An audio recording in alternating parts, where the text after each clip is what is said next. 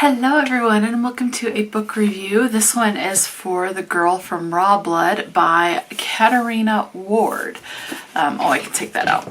Okay, so it's like a thriller mystery. This is a standalone book, so it is not part of a series, and it was published in 2015. This one we're following a couple of different POVs. We are following Iris, Charles, and Tom, all three of which are told in first person. Iris, we're following her as like a 9-year-old to a 17, 18-year-old. Tom is a worker on the property of Rawblood. Charles lived before Iris and was like a doctor scientist type of a thing. And we are also following the POV of Hetspa, but that one's told in third person. So, and that, I want to say she lived before Charles, but it starts with Iris's POV. My problem is this kind of jumped all over the place. I ended up giving this one 3 stars. It just jumped all over the place between the 4 different POVs. Again, 3 of which are in first person and 1 in third. The one with Hetspa is that Rawblood is her home, and as well as Iris. And basically what happens is when they're away from Rawblood, they get sick, and basically they thrive. But whoever they fall in love with ends up basically dying. And so you're trying to figure out why. Is it a curse? Is it a mental illness? Is it what the heck is going on? So yeah, that's pretty much it. So I did listen to the audiobook, and it has a couple of different narrators. So the audiobook is 14 hours and 25 minutes. You have Liz Pierce, Stephen Crossley, John Keaton, Elizabeth Sastry, and Jenny Sterlin are all, so 5 different narrators. Okay. I did enjoy it. Again, it just bounced around a lot for me. It left me kind of confused as far as what exactly was going on. I think I did figure it out, but I think this would be something that I would enjoy more upon a reread, because I would pick up on some stuff that went over my head on the first read. And when I say it jumps all over the place, we go from 1910 to 1908 to 1912 to 1881 to 1913, 1914, 1915, 1916, 1918, 1919, 1899, and back to 1919. So I think I also would have enjoyed it more had it been more linear, okay, rather than jumping around. So I think, like, if it was back in the 1800s and it was from a different person's point of view, but that each one kind of progressed a little bit, it was kind of all over the place. I think I would have enjoyed it had it been more linear. So that's pretty much all I can say. With this being a mystery thriller, I really don't want to say a lot without spoiling anything. So the Rawblood belonged to the Valarka family. Before that it was someone else, and so it ended up under Valarka, and things like that. So let's talk. Do I want to do words or trigger warnings? Let's go ahead and just do my standard trigger warnings next. Okay, you have witchcraft in this, actually practicing witchcraft. I don't know whether to call it black magic or not, but regardless, it is witchcraft. You have death of a child, and that comes up a couple of times. So you have that, like, think stillborn, and even just a young child. You have animal death, and that includes being due to the fact that there is scientific experiments that take place on animals, and you do see that. It does get descriptive as far as certain body parts and what they're doing to the animals. So things like that, do be aware. Along with death of a child, you have just your usual death of family members. You have drug addiction, and that includes opium and morphine. You have suicide. It is mentioned and it is described. You have someone being drugged. So basically they're being given either morphine or opium without their knowledge and consent. So definitely be aware of that. You have, at one point, one of the characters is in a mental asylum, and it talks about them being restrained. So you have restraints at the mental asylum, but do keep aware that is in the early 1900s that part is taking place. So how people in the mental asylum were treated was much differently than they are today. You have lobotomy, okay?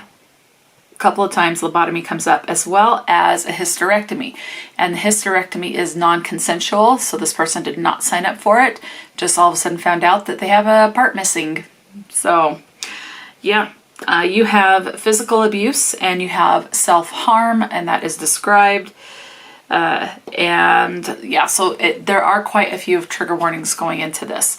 This is, I do remember looking up, this is the author's debut book, so I do want to read. I like the writing enough. I do want to check out more of Katarina's work. Okay.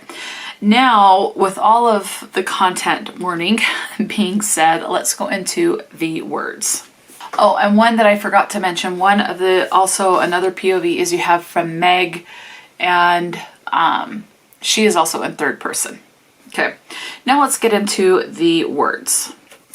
Okay, so the following words come up one time. You have the word queer, which in this case it's used as someone that's odd, okay? It's not being used as a derogatory slang or anything for someone who is gay. It is just used as odd, okay? You have the word fag comes up once, but this is in terms to as a cigarette, okay? Because I think at the very least it's in England, might be other places in Europe, but sometimes it's like, hey, do you want a fag, or I'm gonna bum a fag type of thing, but it's used in the terms of a cigarette, okay? You have the word rape does come up once, but nothing is described for that. It's just mentioned, like you could be raped if you will go here or something like that. The other word that comes up one time is shit. The following words come up two times. You have whore and breast. Now sometimes with breast that is not done in a sexually way. I think one was like bodily anatomy, talking about a woman's boob, but the other one is more like the chest, and like how the child lays their head on their mother's breast type of a thing. And so yeah, those are the only ones that come up two times.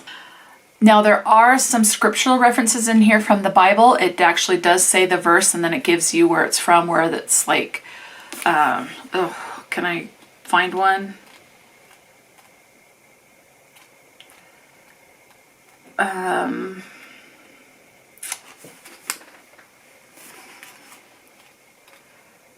I don't know. I just know they're in the Bible, whether it's the New Testament or the Old Testament, I can't remember.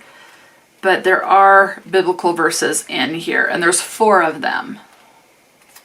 And I'm not finding any right off, so of course that's pretty typical there. So you do have 4 biblical verses. The word Lord comes up 6 times, and that is in more of the religious sense type of a situation. And then you have hell comes up 8 times. And there's only 2 more words that I need to tell you about. You have damn comes up 14. Now sometimes it is dashed out, like it'll have the D and then it'll be dash dash and then N. So, but they in the audiobook they do actually say it, so you do know what it is, and you can obviously tell what it is even with the dashes. So damn comes up 14 times, and then the word God comes up 31. Okay, so those are the things to be aware of. You do be aware it does get gory at times as far as bloodshed goes and death or people's injuries. It does get gory, okay? So yeah, I mean, that's pretty much all I can think of, because I don't want to say too much and spoil you. But it's war is brought up in this, and one of the characters of the male characters does go to war, and it talks about that.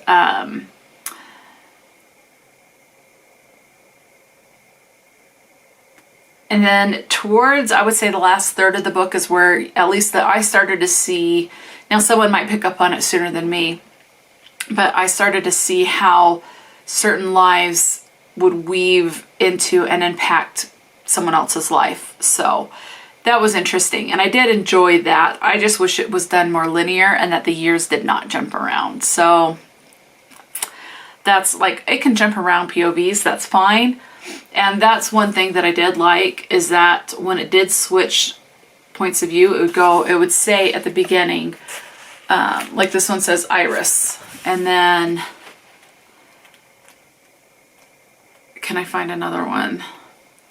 Now these are not really chapters, it goes by year or POV. Charles Danforth. So it's not broken down into chapters, it's broken down into year and POV. So that's something to be aware as well.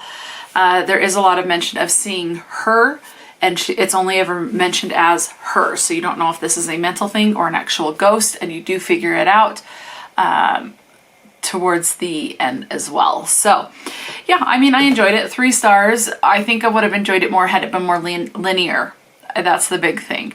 So, but I definitely do want to check out more of Katarina's work. So let me know, have you read The Girl from Rawblood?